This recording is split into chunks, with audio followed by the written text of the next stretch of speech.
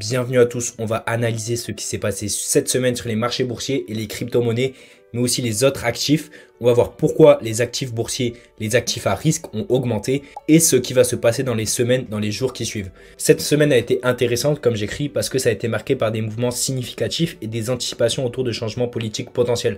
On a eu des chiffres de 1 du chômage et de l'UPC intéressantes aux États-Unis. On va revenir aussi pourquoi les chiffres du chômage plus bas que prévu ont fait chuter dans un premier temps les marchés boursiers et on va revenir sur l'IPC. Vous devez comprendre comment l'inflation a une répercussion sur les crypto-monnaies, sur les marchés boursiers. Je vais essayer de vous expliquer ça dans cette vidéo pour que vous compreniez ensuite et que vous pouvez anticiper. On a eu les résultats d'entreprises américaines, dont JP Morgan, Bank of America, Citigroup. Et on a commencé en baisse cette semaine parce que les chiffres de l'emploi sont sortis à 4,1%. C'est beaucoup moins qu'annoncé, on s'attendait à 4,2% et une baisse du chômage signifie que la Fédérale Réserve va laisser ses taux d'intérêt pendant plus longtemps parce que l'économie se porte bien, donc pourquoi baisser les taux d'intérêt? Et là, vous comprenez que si vous ne savez pas ça, les taux d'intérêt élevés freinent l'économie. Donc si on les lève élevés, ça va freiner l'économie et d'un coup, les marchés boursiers, dans ce cas-là, le S&P 500 a chuté comme le Nasdaq en début de semaine. Regardez, c'était ici. Lundi, on avait cette chute parce qu'on avait réagi, en fait, c'était vendredi dernier, on avait les chiffres NFP. Donc vendredi, on a cette chute qui continue lundi. Puis on a l'indice inflation, on va y revenir.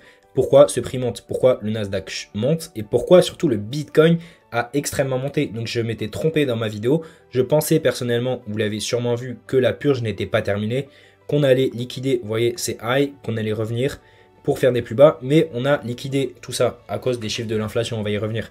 Mais je me suis trompé, ça arrive à tout le monde. Et potentiellement, on peut faire des all-time high. Donc, je vais vous dire mon biais sur Bitcoin après. Un marché de l'emploi solide signifie moins de pression pour la Fédérale Réserve de relâcher sa politique monétaire. On aura donc un maintien des taux élevés, car la Fed peut continuer à maintenir ses taux élevés pour juguler l'inflation. Et les conséquences économiques, c'est que des taux élevés, vous le savez, entraînent un crédit plus cher pour les entreprises, pour les consommateurs, et un possible ralentissement de l'investissement et de la consommation. Quand on a une hausse des taux d'intérêt, souvent l'économie ralentit, les marchés boursiers n'aiment pas ça et ça chute. C'est pour ça que vendredi, les marchés boursiers ont chuté. Donc la réaction des investisseurs, ça a été délaissement des actifs risqués, S&P 500, Nasdaq, Bitcoin, au profit des secteurs défensifs et d'obligations à court terme. Mais on a eu en milieu de semaine ce rebond là, regardez, le Bitcoin a liquidé tout ça, a liquidé tous ces lots. Donc il y avait beaucoup de liquidités. Donc pour moi, il y avait une possibilité qu'on fasse des plus hauts, mais je n'y croyais pas. Je pensais qu'on allait encore purger pour liquider encore plus de dump money, mais ça n'a pas été le cas. J'ai fait partie dans ce cas-là de la dump money. Vous voyez, on a cette liquidation, on vient faire des plus hauts. Donc là, le Bitcoin part à toute allure. Il est beaucoup moins corrélé au Nasdaq en ce moment. Regardez, le Nasdaq monte, mais pas autant que le Bitcoin. Donc il y a une décorrélation. Je pense faire des shorts à court terme en niveau trading. Vous voyez, si on revient dans cette supply, on va avoir des shorts ici, mais on va y revenir. Potentiellement avoir un retracement parce que là, regardez, depuis qu'on a eu l'indice IPC, on a gagné 17% sur le Bitcoin. C'est énorme. Donc en seulement 3-4 jours. L'indice IPC, c'est quoi? C'est l'indice des prêts à la consommation. On va revenir sur le slide. Il est sorti à 3,2 à la place de 3,3 en rythme annuel. Donc ça veut dire que l'inflation baisse. Et si l'inflation baisse, c'est bon pour l'économie américaine qui veut une inflation autour des 2%. Si elle est à 3,2 à la place de 3,3, ils peuvent potentiellement chuter, réduire les taux d'intérêt parce que c'est dans leur mandat. Ils augmentent les taux d'intérêt, la Fédérale Réserve, les banques centrales, pour contrôler l'inflation, pour faire chuter l'inflation. Et dans ce cas-là, si on anticipe que l'inflation est plus basse que prévu, on anticipe que la Fédérale Réserve va baisser ses taux d'intérêt plus rapidement et on anticipe les marchés boursiers qu'elles vont avoir des crédits plus faciles et donc les marchés boursiers, tous les actifs à risque augmentent. Donc cette nouvelle a bien été accueillie par les marchés, laissant espérer une Fed moins agressive, vous voyez. Et on a la réaction immédiate, les indices ont rebondi, les titres technologiques sont repartis à la hausse, que ce soit Nvidia, Tesla, Meta, toutes ces entreprises ont bondi à la hausse.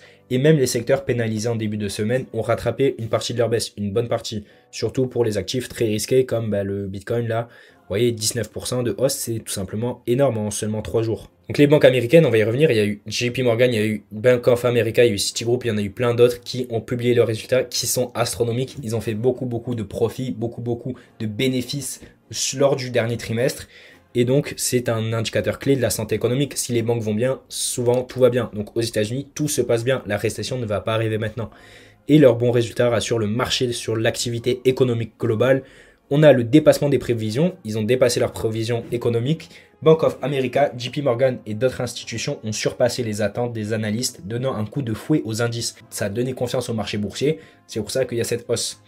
Et on a une accélération du rebond. Ces résultats solides ont amplifié le rebond déjà enclenché par les bonnes nouvelles sur l'inflation.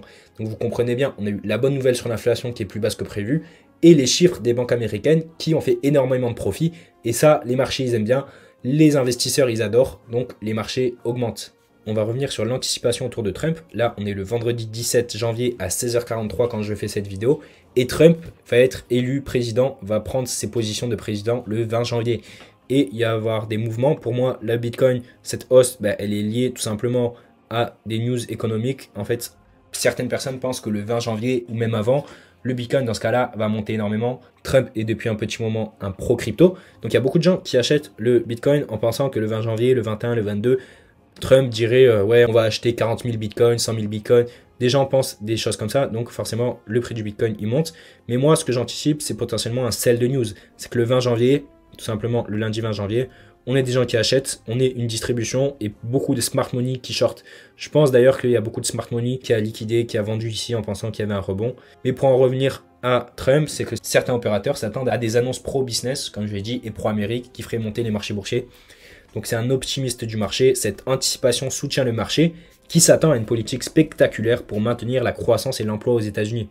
Donc attention au 20 janvier, pour moi il va y avoir un sell de news, c'est-à-dire qu'on va avoir une grosse mèche, bon là on est sur le Bitcoin mais c'est pareil sur tous les actifs, on va avoir une grosse mèche haussière et une vente, donc potentiellement une baisse, parce qu'il y a trop de gens qui pensent que le Bitcoin va aller à 150 000 le 20 janvier, ce n'est pas possible, même si je suis baissier, même si je me suis trompé lors de ma vidéo précédente, je ne pense pas que le Bitcoin va aller à 120, 130, 140. Il va avoir des retracements. L'accumulation est belle, je le répète. On a une bonne prise de liquidité. Potentiellement, on peut faire des all-time high. Mais je ne pense pas qu'on va aller à 120, 130K.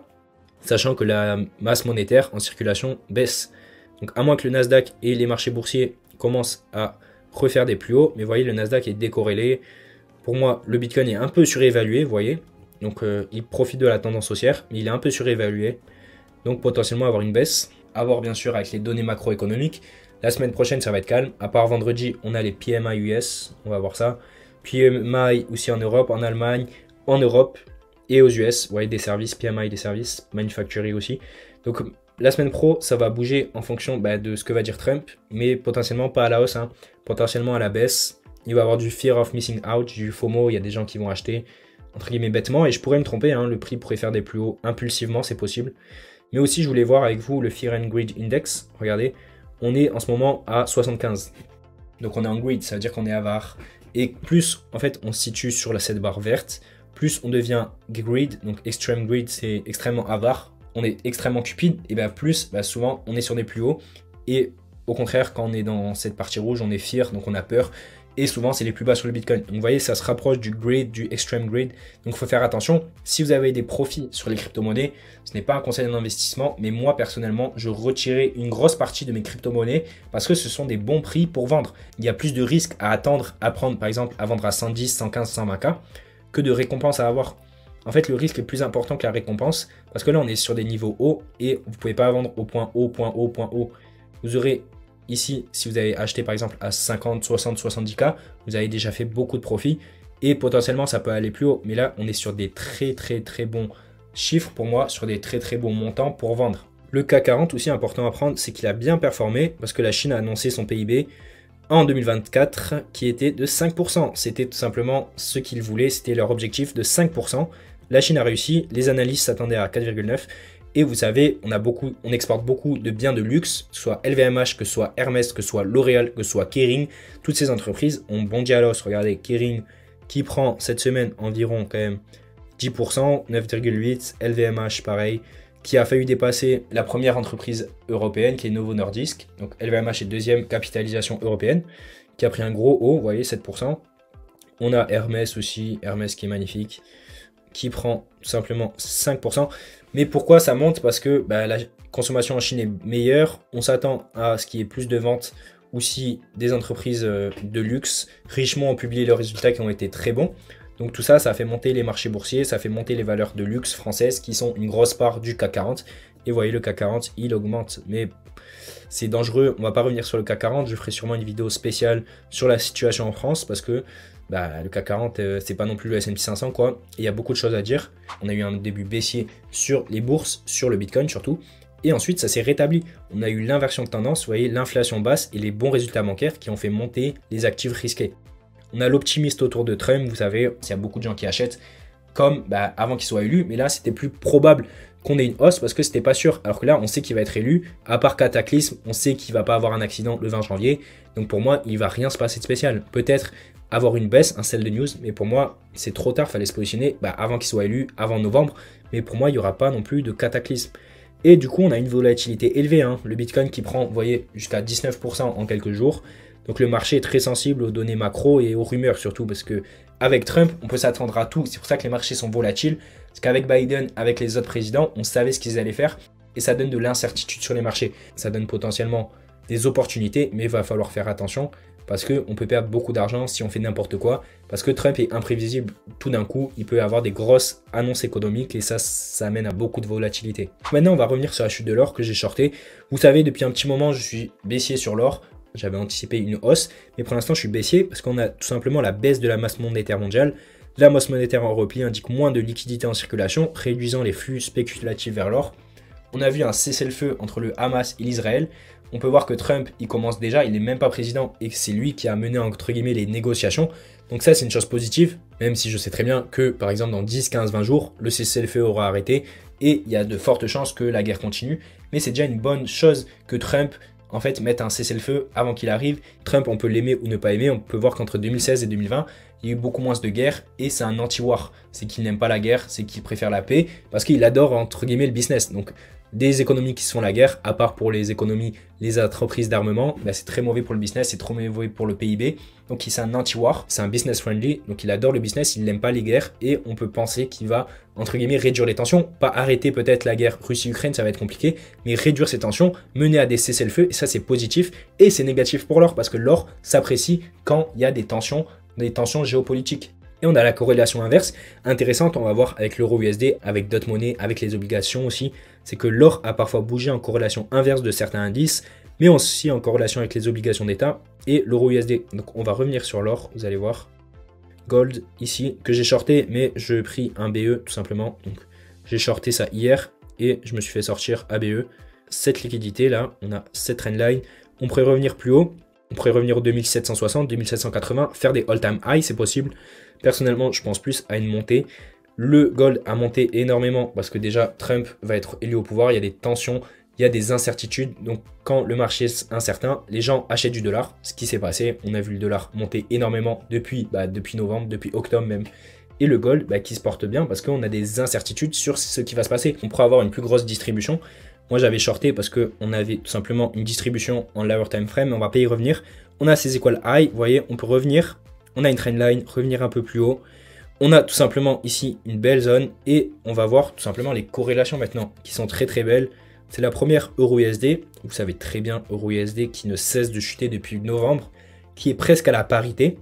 Donc, euro-USD qui est à 1,03 et on peut voir que c'est assez corrélé. Donc, par moment, vous voyez par séquence, euro-USD et l'or sont assez corrélés. Donc parfois il y a des moments de décorrélation. Et là on peut observer la chute terrible de euro-USD depuis l'investiture de Trump. Parce qu'on pensait que le dollar prendrait de la valeur, c'est normal. Des taux d'intérêt plus élevés, on va pas y revenir. Mais là, euro-USD qui fait un plus bas. Et l'or qui s'est rétabli depuis 2025, depuis janvier, qui fait des plus hauts. Donc on peut s'attendre à une récupération de liquidité et à une baisse, c'est possible. On va revenir sur la masse monétaire aussi, qui continue d'avoir des plus bas, qui continue de chuter. On arrête d'imprimer de l'argent. Donc vous savez, si on n'imprime pas d'argent, c'est pas possible que les actifs risqués prennent autant de valeur. On prend trop d'effets de levier, on est surcapitalisé. Donc là, la masse monétaire, depuis le 1er octobre, on arrête d'imprimer de l'argent. Malgré que les banques centrales ont baissé leur taux d'intérêt, ce qui stimule l'économie normalement, mais ce n'est pas assez. Vous voyez, la stimulation arrivera plus tard, la stimulation arrivera en fin 2025.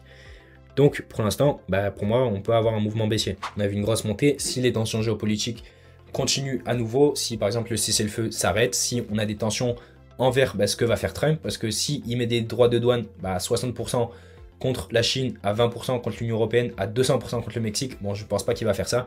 Il n'est pas bête, il sait que ça va être très problématique pour son économie, mais s'il met des droits de douane élevés, forcément, les gens ne vont pas prendre de risques, vont acheter de l'or, et c'est un actif refuge, donc il y a beaucoup de gens qui vont acheter de l'or suite à ces droits de douane élevés, et tout ça, ça va faire monter l'or. Mais potentiellement, moi, je suis plus baissier sur l'or à moyen terme. Intéressant aussi, HODGPI, c'est qu'on a pris énormément de liquidités. Et en fait, HODGPI qui est très corrélé au marché boursier, qui est très corrélé au S&P 500. Vous voyez, on a cette prise de liquidité. J'attendais tout ça. J'attendais cette trendline depuis longtemps. On revient dans cette dimension ici. Vous voyez, très très belle. Et on a cette montée. Donc HODGPI, malheureusement, le JPI, le yen japonais, va s'apprécier dans les mois qui suivent parce qu'on a une remontée des taux d'intérêt au Japon, ce qui donne une meilleure rémunération du yen japonais. Donc HODGPI, là, on prend de la liquidité. USDJPI, on va y revenir, qui a chuté aussi ces dernières semaines. Donc j'avais une très très belle distribution, vous voyez, qu'on peut très bien avoir un rebond, vous voyez, comme les Lima Lens, pour faire des plus bas et potentiellement commencer, pas la crise, mais un début de chute aussi sur le S&P 500 qui est à 6000 exactement. Vous voyez, on prend ces trendlines, on pourrait revenir plus haut, on pourrait revenir faire des all-time high parce qu'on a des equal high et faire des plus bas. Le Nasdaq, pareil, hein, on pourrait revenir un peu plus haut. Le Bitcoin pourrait tout simplement monter, lui, en même temps. Donc, il est à 103 000, vous voyez, c'est beaucoup. Il pourrait monter, continuer, mais potentiellement, il ne devrait pas non plus aller à 120, 130K. Je n'y crois pas trop. On y reviendra en temps en heure, mais potentiellement, là, il devrait avoir un retracement. La semaine a été mouvementée, comme on l'a vu. Les statistiques US et l'optimisme autour de Trump ont dicté la tendance des marchés, dont l'inflation qui a été plus basse que prévu. On a eu les publications d'entreprises américaines, dont les secteurs bancaires, qui ont été beaucoup plus positifs que prévu. Ils ont fait beaucoup de profits, donc ça c'est très très positif pour les marchés boursiers.